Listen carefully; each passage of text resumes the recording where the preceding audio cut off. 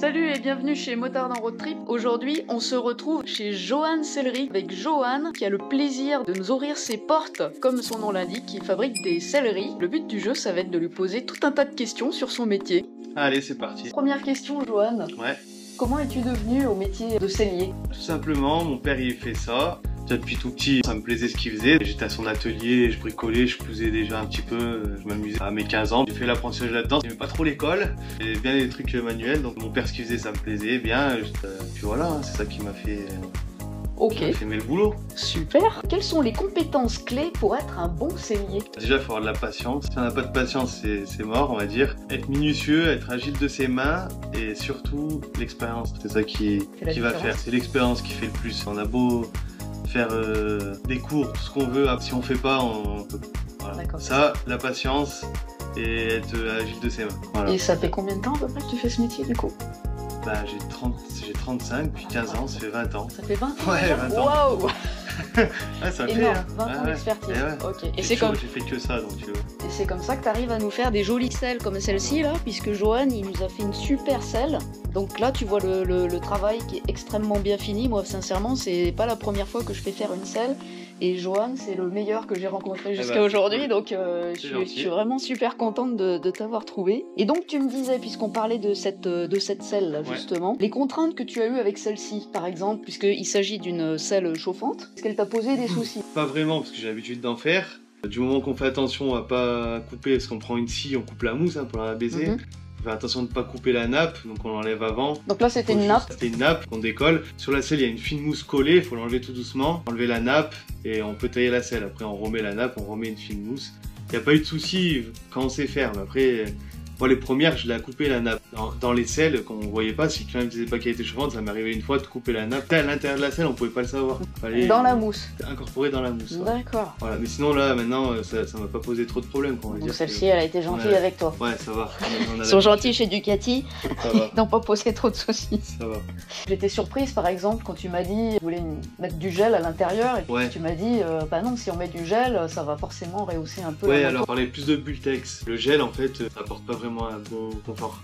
Ah bon? C'est pas, franchement, d'après les retours, après ce qui est bien c'est Bultex, mais il faut une épaisseur suffisante. Le gel, on va moins gagner en rabaissant.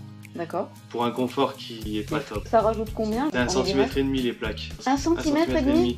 Ouais. C'est énorme. Et là j'ai rabaissé 2, si je remets 1,5 cm, on gagne rien. Ouais, c'est ça. Après on peut toujours encore rabaisser encore et mettre le gel, mais... Franchement, il vaut mieux laisser comme ça la mousse d'origine. D'accord, donc finalement c'est pas une si bonne idée. Mais moi, ma moto, au début je faisais que du gel. Ma selle je l'avais fait en gel, j'avais toujours mal aux fesses. Je l'ai fait en Bultex derrière, ça m'a changé. Puis à force d'avoir des mauvais retours entre guillemets, je passais à la Bultex. C'est vraiment confort. Donc là après c'est... Bultex c'est comme les matelas qu'on a dans les lits. C'est la marque Bultex. D'accord, de la marque Bultex. Le gel c'était, je sais pas, c'était la mode. C'était juste une mode pendant un moment. Tout le monde voulait du gel. Au final, là maintenant, les selles pètent il y a 10-15 ans en gel, je les refais en Bultex. D'accord. Et voilà. Pourtant le gel ça vieillit quand même bien, mais après il y avait tout type de gel aussi. Il y en a qui mettaient 5 mm, il y en a qui mettaient 3 cm, il y en a qui mettaient plus dur, il y en a qui mettaient plus souple, et il y avait tout ce qu'on voulait. D'accord. Que tu répares les parties abîmées, c'est-à-dire uniquement certaines parties de selle qui seraient soit abîmées, brûlées. Ouais, quand je peux, je le fais. Après en général, c'est plus compliqué parce que comme là par exemple, là j'ai la selle complète là, qui était comme ça. Voilà, elle avait un accroc derrière. Je peux changer que ça. Elle était comme ça en fait, on le voit pas, elle est là la selle. Déjà faut avoir la même couleur, souvent là pas. Après je peux changer que ça, mais découdre tout doucement, retirer les fils, recoudre dans les mêmes trous. Au final mettre le même temps que si on la faisait complète, donc des fois ça vaut pas trop le coup. Il vaut mieux changer du coup. Plus de temps à tout changer qu'à réparer là, en fait, donc ça vaut pas vraiment le coup. Dans certains cas, il vaut mieux réparer, et dans d'autres cas, il vaut miut tout changer. C'est vraiment au cas par cas. Ça dépend aussi de l'usure, j'imagine. Celle-là, par exemple, je peux... Là, je sais que le Sky, il a 50 ans, je vais découdre, ça va tout s'arracher. Ouais, là, il a 50 ans, tu vois. Pour de vrai? Ouais. C'est une vieille selle. D'accord. Ouais. Donc là, tu changes. Là, je refais tout parce que là, je sais que je vais découdre. C'est trop vieux, je vais même dire ça commence à craquer. Quand je vais la déhousser, ça va craquer encore plus. Et la mousse dessous, tu la changes aussi ou tu la gardes? Là, je vais voir l'état, mais il n'y a peut-être pas besoin de la changer. Tant qu'elle n'a pas trop vu le jour, c'est bon et qu'elle s'effrite pas, on peut la garder. Je crois que tu fais aussi dans l'aéronautique, alors ça m'a un peu surpris. Qu'est-ce que tu fais dans l'aéronautique? Les intérieurs d'avion, ça m'arrive. Les sièges, des fois l'habitacle. Pour les fusées, des trucs comme ça? Non, les fusées, non, j'ai jamais eu d'hélicoptère, j'ai eu de fusée. Mais par exemple, comment ça s'appelle, au Versou, il y a un aérodrome. Ouais. Je refais les inters. D'accord, pour les cockpits. Les petits avions avec 4 places. D'accord. Ouais, voilà, ah oui, là ça me parle plus du coup dans l'aéronautique. Ouais. Après, ça m'est déjà arrivé à faire aussi des jets privés à Saint-Étienne-de-Saint-Joire. D'accord. En cuir, des trucs comme ça, c'est rare. Hein. C'est la sellerie, c'est vachement diversifié, on va dire. Ouais, c'est super diversifié. Tu fais le nautisme aussi, j'ai vu. Ouais, les bateaux, le médical, les tables de kiné, les tables de médecins, on peut tout faire. Tu peux les hôpitaux, les trucs comme ça. Il y a 50-50 voitures moto. Ouais. Après, le reste, c'est un peu du plus. Parce qu'il y a moins de demandes, on va dire. Moins de 10%, après, je suis spécialisé. En fait, c'est moi qui ai choisi cette voie-là, on va dire. Hein, les voitures et les motos. Après, si je me mets à chercher plus de médical, je ferai moins de motos, plus de médical, mais je sais que j'aime bien. On choisit un peu ce qu'on aime faire. Ouais. Quoi. Et t'as quoi comme moto juste par une 1000 Cagiva.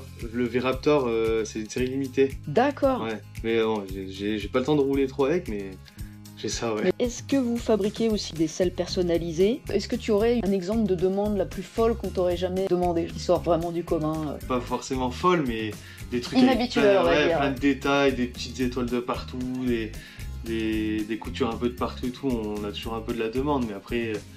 farfelu, pas trop. Si après une fois on m'a fait faire une selle avec une peau avec des poils comme des poils de chat noir. Moi j'avais un chat noir. De chat noir carrément. Ouais, tout en poils comme ça, c'était pas très beau. Ça. Et une fois en peau de mouton, voilà, des trucs comme ça. Avec vraiment la peau du mouton. Ça se travaille pareil du coup? C'est un peu galère quand on coupe, il y a des poils partout, mais bon, c'est ça qui m'avait un peu.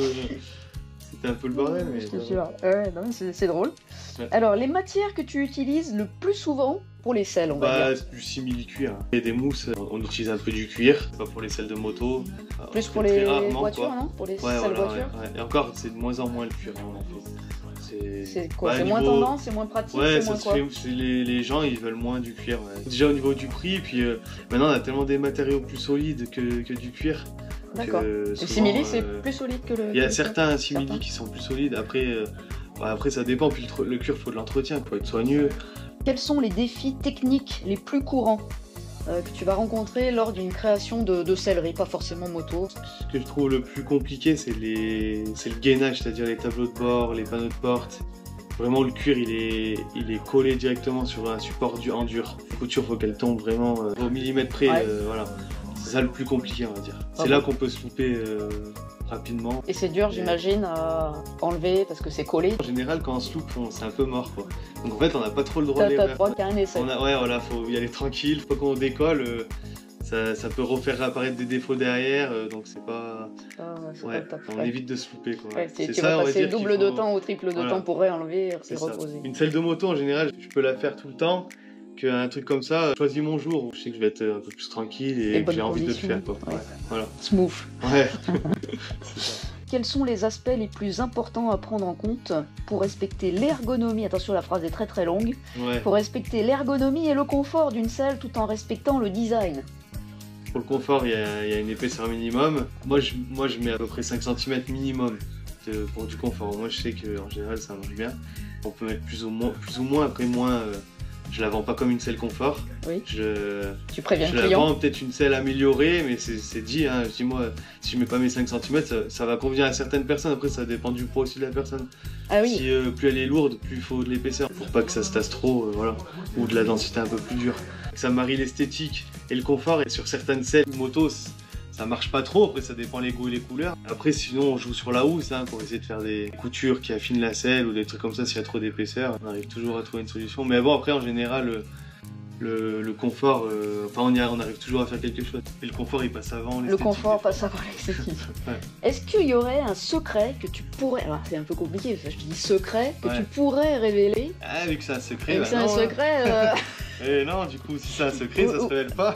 Alors, j'essaye de bifurquer une technique un peu particulière que tu aurais développée au fil des ans. Un truc que c'est vraiment ta patte.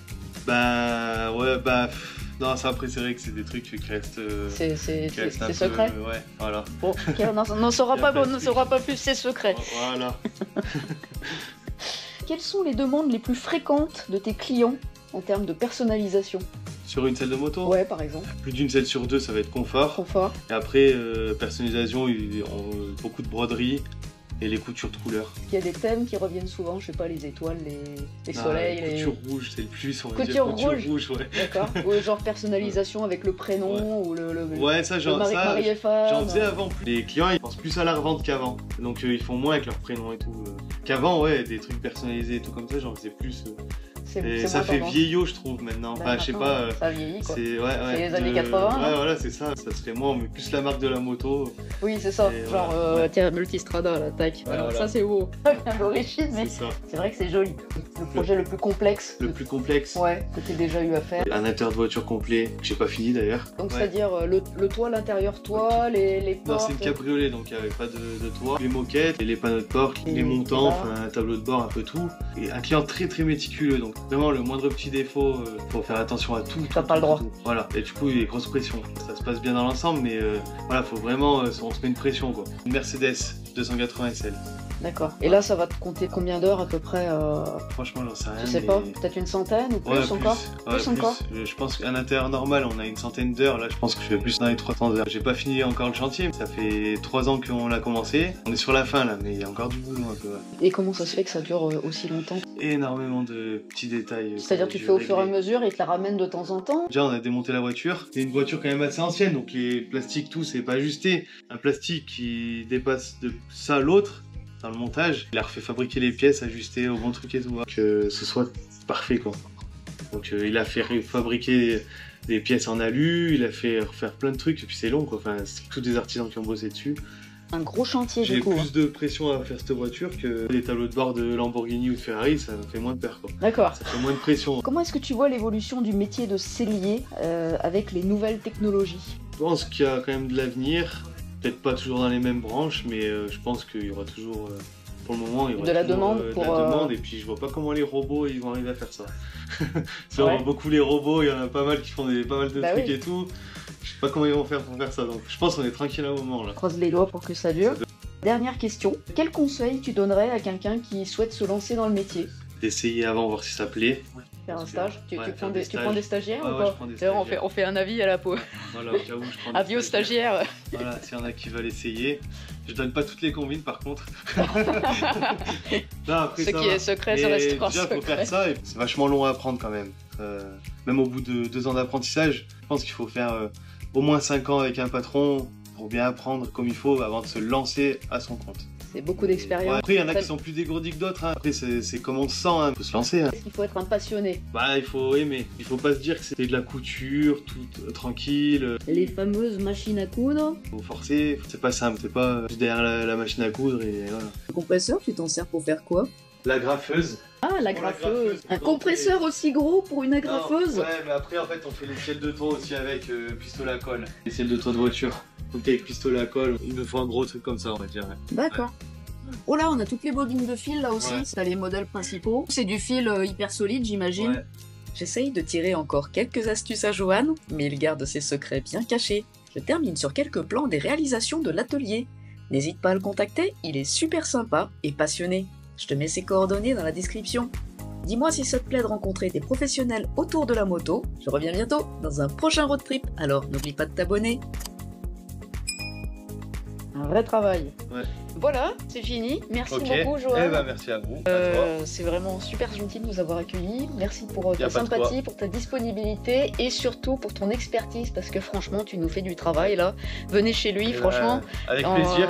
En région grenobloise, il ferait vraiment du super travail. Il est hyper sympa en plus. Donc, allez, top. Hein, donc, eh ben, merci, c'est cool. On vous dit à bientôt. Allez, bisous. À plus. Ciao. Alors, question suivante. Je couperai bien sûr les... C'est artisanal, mais il y a quand même du professionnalisme un petit peu. Bah, quand même. Est-ce que vous réparez... Est-ce que tu répares... Pour se tutoyer, ouais, comme tu veux. Non, c'est bon. C'est pas secret, hein, ce que je filme là. Oh, c'est trop mignon, il y a Je t'aime là. C'est la petite bécane, la totale. Ah d'accord. Du coup, vous faites ça tous les deux? Voilà, c'est ça.